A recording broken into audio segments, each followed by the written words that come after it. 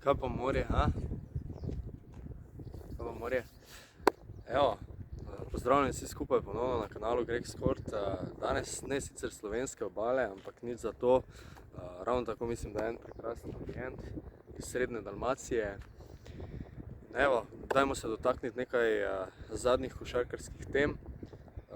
Zelo preprosto, na meniju danes reprezentanca, Gogi Dragić seveda, tudi Luka Dončić. Kaj se je dogajalo drugje po košarkarski Evropi, košarkarskem svetu. Že neke prestope imamo, celo prestop v Dallasu, tako da mislim, da čas da malo spregovorimo o tem. Torej, vemo jasno zdaj, košarkarska javnost Slovenije najbolj pričakuje zadnjo tekmo Gorana Dragića v reprezentančnem dresu. Zakaj zadnjo? Ker se vse bolj napoveduje, da to mogoče vendarle ne bo zadnja zadeva, ki jo je Goran Dragić doživel v košarkarskem dresu. Ne nazadnje, za to tekmo proti Hrvaški sledi še tekma proti Švedom na drugi kvalifikacijski tekmi. Tako da, roko na srce, tudi tekma prijateljska proti Italiji je še vmes.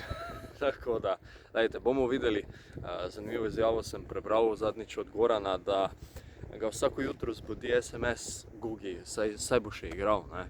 Tako da neki manjši pritiski nanj obstajajo, seveda v dobrem smislu, dobri nameri, ampak mislim, da je okoli njega nek krog ljudi, ki ga v bistvu zelo spodbuja, da se še nekako odloči in da vendarle še odigra kakšno srečanje s ciljem, da ga spravijo na evropsko prvenstvo. Ampak se mislim, da je tudi Sekulić izjavil, da je njegova zadnja, vendarle gre za igralca, ki je že kar nekaj dal tako slovenski košarki kot košarki sami, svetovni nasploh, in pa leta se nekako že poznajo. Zdaj upam, da bo tole šlo v kader. Ura je tukaj 8 zjutraj, mladica bo odplula, kakorkoli, ne bi zdaj rad menjal kadra, ker pol imam kar nekaj težav, ampak ja, no, vse se vidi. En tak fajn intermezzo. Glavnem, to je ena zadeva, karte so bile praktično razprodane takoj. Čeprav je bila cena kar nasoljena, roko na srce, ampak razglabili smo vstopnice perfektno. Tako da dvorana bo polna proti Storžicam. Vemo, oba dva kadra imata izredno močno zasedbo. Pri nas na žalost Vlatko Čančar ne bo igral, ampak brez koga ni, brez tistega moramo. Poškodba enostavno je prehuda in zaenkrat ne bo šlo z Vlatkom. Na drugi strani Bogdanović, Zubac, Šarić, če se ne motim, Hezonja, pa da ne naštevam naprej. Skratka, tole bo močno. Trenutek. Tale je vmes prišel pozdraviti, pa me je malo zmotil. Evo, tako da z Goranom Dragićem imamo predvsem navijači še velike načrte. Luka Dončić, vemo, trenutno trenira po posebnem programu, ker zaradi pravil NBA še ne sme biti priključen košarkarski reprezentanci. Mislim, da je neko obdobje samo 28 dni, v katerih lahko svoje treninge oddela z izbrano vrsto. Tako da v tem trenutku dela po posebnem programu. Američani so jasno navdušeni, ker se je na Twitterju javil posnetek, kjer v bistvu že trenira. To si seveda ameriški navijači, predvsem Dallaša, najbolj želijo. Marsikaj smo slišali glede njegove priprave, tako da začel je dosti prej. Je pa vprašanje, če je dobil dovolj počitka. Bomo videli. Kakorkoli, tekme reprezentacije so blizu, jasno, da jih bom tudi sam pobližje spremljal, koliko se bo dalo, pripravil tudi kakšne highlightse, tako da glede tega ni skrbi. Če nadaljujemo, Žiga Samar se recimo tokrat ni znašel na reprezentančnem seznamu, zakaj ne, je drugo vprašanje. Kaj je zanimivega v zadnjih dnevih okoli njega? Fant se v tem trenutku pripravlja na košarkarski NBA nabor. Se pravi, na nabor lige NBA, ki bo kaj kmalu. Preizkusil se je že pri številnih moštvih. Slišati je, da je kar opozoril nase. Zdaj govorice so seveda vedno takšne in drugačne, ampak načeloma naj bi zadovoljil zelo zahtevna očesa raznih agentov. Bomo videli, kako bo to na dan drafta. Najbrž bo, če bo najbrž izbran nekje v drugi rundi.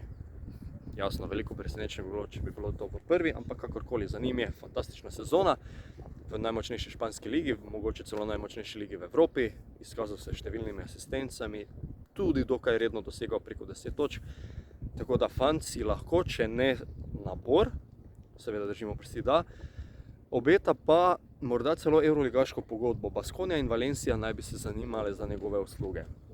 Bomo videli tudi, kako resna zadeva je to.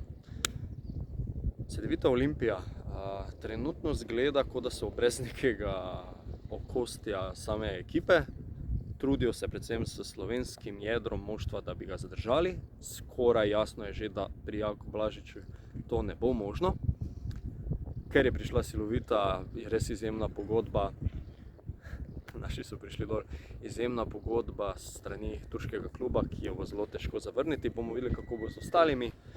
Nekaj se govori o tem, da bi številni prišleki prišli iz Cibone.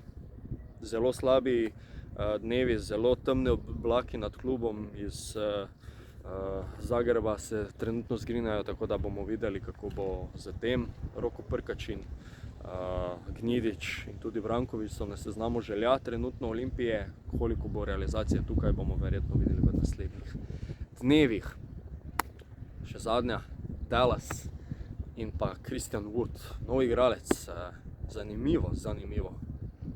Houston Rocketsih lansko leto se je izkazal, mislim, da preko 17 točk na tekmo, 10 skokov, double, tole je v povprečju izjemno.